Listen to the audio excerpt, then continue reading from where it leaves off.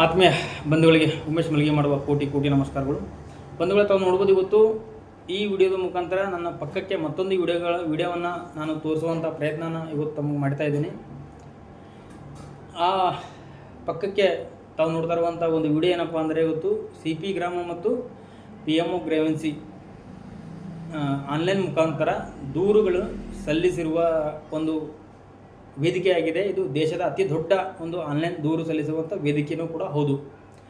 ಏಕೆಂದರೆ ನಾನು ತಮಗೆ ತೋರಿಸೋ ಉದ್ದೇಶ ಏನಪ್ಪ ಅಂದರೆ, ಗೊತ್ತು ನನಗೆ ಆಗಿರುವ ಅನ್ಯಾಯ ಮತ್ತು ನನಗೆ ನ್ಯಾಯಕ್ಕೋಸ್ಕರ ನಾನು ಪ್ರಾಮಾಣಿಕವಾಗಿ ಈ ಒಂದು ಆನ್ಲೈನ್ ದೂರು ಸಲ್ಲಿಸುವ ಮೂಲಕ ನನ್ನ ಹೋರಾಟವನ್ನು ನಾನು ಮಾಡ್ತಾಯಿದ್ದೇನೆ. ಆದರೆ ಮಾನ್ಯ ನಮ್ಮ ಬೀದರ್ ಜಿಲ್ಲೆಯ ಜಿಲ್ಲಾ ಪಂಚಾಯತ್ನ ಇದಕ್ಕೆ ಸಂಬಂಧಪಟ್ಟ ಅಧಿಕಾರಿಗಳು 25 ಅರ್ಜಿಗಳನ್ನು ದೂರುಗಳನ್ನು CP ಗ್ರಾಮ ಮತ್ತು PMO ಗ್ರೇವೆನ್ಸಿ ಪೋರ್ಟಲ್ನಲ್ಲಿ ಸಲ್ಲಿಸಿರ್ತೇನೆ. ಆದರೆ ಯಾವುದೇ ಒಂದೇ ಒಂದು ದೂರಿಗೆ ಸಮಂಜಸವಾದ ಉತ್ತರವನ್ನು ಕೊಡದೆ ಸುಳ್ಳು ಉತ್ತರವನ್ನು ನೀಡಿ, ಸುಳ್ಳು ಅನುಪಾಲನಾ ವರದಿಯನ್ನು ನೀಡಿ, ಉದ್ದೇಶಪೂರ್ವಕವಾಗಿ ಇಲ್ಲಿ ಭ್ರಷ್ಟಾಚಾರ ಮಾಡುವವರಿಗೆ ಬೆನ್ನೆಲುಬಾಗಿ ನಿಂತು ಅವರ ಸಪೋರ್ಟಿಗೆ ಇರುವಂಥ ಅಧಿಕಾರಿಗಳು ಇರುವುದರಿಂದ ಬೇಸತ್ತು ಈ ರೀತಿ ದೂರನ್ನು ಕೊಡುವಂಥ ಪರಿಸ್ಥಿತಿ ನಿರ್ಮಾಣ ಮಾಡಿರುವುದು ಯಾರಾದರೂ ಇದ್ದರೆ ಅದು ನಮ್ಮ ಬೀದರ್ ಜಿಲ್ಲೆಯ ಜಿಲ್ಲಾ ಪಂಚಾಯತ್ನ ಕೆಲವು ಅಧಿಕಾರಿಗಳು ಮಾತ್ರ. ಸೊ ಎಲ್ಲ ದೇಶದ ನಮ್ಮ ಭಾರತ ದೇಶದಲ್ಲಿರುವಂಥ ಹಲವಾರು ಜನರು ಈ ಒಂದು ವೇದಿಕೆಯನ್ನು ಬಳಸಿಕೊಂಡು ಅವರಿಗೆ ಆಗಿರುವ ಅನ್ಯಾಯವಾಗಲಿ ಅಥವಾ ಸಮಸ್ಯೆಗಳನ್ನು ಬಗೆಹರಿಸಿಕೊಳ್ಳುವಂಥ ಅನೇಕ ಲಕ್ಷಾಂತರ ಜನರು ಕೂಡ ಗೊತ್ತು ಭಾರತ ದೇಶದಲ್ಲಿದ್ದಾರೆ. ಅದರಲ್ಲಿ ನಾನು ಕೊಟ್ಟಿರೋ ದೂರೇನಪ್ಪ ಅಂದರೆ, ತಾವು ನೋಡಿದ್ರೆ ಅಚ್ಚರಿ ಆಗ್ತಿರೋ ಗೊತ್ತಾ, ನಾನು ಕೊಟ್ಟಿರೋ ದೂರೇನಪ್ಪ ಅಂದರೆ ಸರಿನೋ ತಪ್ಪು ನಂಗೆ ಗೊತ್ತಿಲ್ಲ.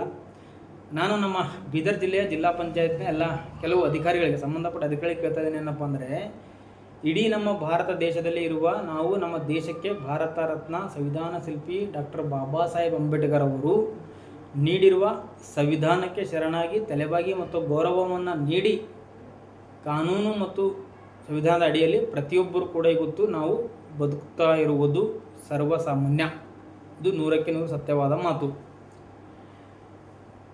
ಆದರೆ ಬೀದರ್ ಜಿಲ್ಲೆಯ ಜಿಲ್ಲಾ ಪಂಚಾಯತಿಯಲ್ಲಿ ಮತ್ತು ಕಾನೂನಿನ ಅಡಿಯಲ್ಲಿಯೇ ಎಲ್ಲ ನಿರ್ಣಯಗಳನ್ನು ನಮ್ಮ ಬೀದರ್ ಜಿಲ್ಲಾ ಪಂಚಾಯತ್ನ ಅಧಿಕಾರಿಗಳು ತೆಗೆದುಕೊಳ್ಳುತ್ತಾರೋ, ಅಥವಾ ಜಿಲ್ಲಾ ಪಂಚಾಯತಿಯಲ್ಲಿ ಕೆಲವು ಅಧಿಕಾರಿಗಳು ಸೇರಿಕೊಂಡು ಸ್ವಂತ ಕಾನೂನನ್ನು ರೂಪಿಸಿಕೊಂಡು ಎಲ್ಲ ನಿರ್ಣಯಗಳನ್ನು ತೆಗೆದುಕೊಳ್ಳುತ್ತಾರೋ ಒಂದು ಕಡೆ.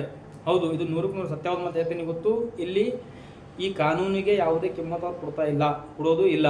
ಅವ್ರೇನು ಮಾಡ್ತಾರಪ್ಪ ಅಂದರೆ, ಅವ್ರಿಗೆ ಬೇಕಾಗಿರುವಂಥ ಕಾನೂನು, ಅವ್ರಿಗೆ ಬೇಕಾಗಿರುವ ವರದಿಗಳನ್ನು, ಅವ್ರಿಗೆ ಬೇಕಾಗಿರುವಂತಹ ಒಂದು ಅನುಪಾಲನಾ ವರದಿಗಳನ್ನು, ಅವ್ರಿಗೆ ಬೇಕಾಗಿರುವಂಥ ಒಂದು ತನಿಖೆಯನ್ನು ಮಾಡಿಸಿ ಒಂದು ಸುಳ್ಳು ವರದಿಗಳನ್ನು ನೀಡುವ ಮೂಲಕ ಇವತ್ತು ಜಿಲ್ಲೆಯಲ್ಲಿ ಏನು ಮಾಡ್ತಾರೆ, ಭ್ರಷ್ಟರಿಗೆ ಅಂದರೆ ಜಿಲ್ಲಾ ಪಂಚಾಯತ್ನಲ್ಲಿರುವಂಥ ಕೆಳಹಂತದ ಅಧಿಕಾರಿಗಳಿಗೆ ಮೇಲ್ಹಂತದ ಅಧಿಕಾರಿಗಳೇ ಏನಪ್ಪ ಅಂದರೆ ಬೆನ್ನೆಲುಬಾಗಿ ನಿಂತು ಭ್ರಷ್ಟಾಚಾರ ಮಾಡಲು ತಾಕೀತು ಮಾಡುತ್ತಿರುವಂಥ ಸಲುವಾಗಿ ಈ ರೀತಿಯಾಗಿ ದೂರನ್ನು ನಾನು ಸಲ್ಲಿಸುವಂಥ ಪ್ರಯತ್ನ ಮಾಡಿದ್ದೇನೆ.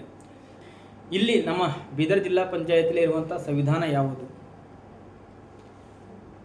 ಸ್ಪಷ್ಟವಾಗಿ ಇವರು ಬಳಸುತ್ತಿರುವಂತಹ ಒಂದು ಸಂವಿಧಾನ ಯಾವುದು, ಆ ಒಂದು ಪುಸ್ತಕವನ್ನು ನಮಗೆ ತಾವು ಒದಗಿಸ್ಕೊಡ್ಬೇಕು. ಆ ಪುಸ್ತಕನ ಓದಿಕೊಂಡು ಮತ್ತು ಅದೇ ಕಾನೂನ ಓದಿಕೊಂಡು ನಾವು ನ್ಯಾಯಕ್ಕಾಗಿ ಅಂತ ಅದೇ ಪುಸ್ತಕನ ಓದಿದಪ್ಪ ಅಂದರೆ ಗೊತ್ತು ನ್ಯಾಯವನ್ನು ಪಡೆದುಕೊಳ್ಳೋಕೆ ನಮ್ಗೆ ಹೆಲ್ಪ್ ಆಗುತ್ತೆ. ಹಾಗಾಗಿ ನಮ್ಮ ಬೀದರ್ ಜಿಲ್ಲಾ ಪಂಚಾಯತಿನಲ್ಲಿ ಇರುವಂತಹ ಸಂವಿಧಾನದ ಒಂದು ಪುಸ್ತಕವನ್ನು ದಯಮಾಡಿ ನಮಗೆ ಕೊಡಿಸಬೇಕು ಎಂಬ ಒಂದು ದೂರನ್ನು ಇದೇ CP ಗ್ರಾಮ ಮತ್ತು PMO ಗ್ರೇವೆನ್ಸಿ ಮುಖಾಂತರ ನಾನು ಸಲ್ಲಿಸಿರ್ತೇನೆ.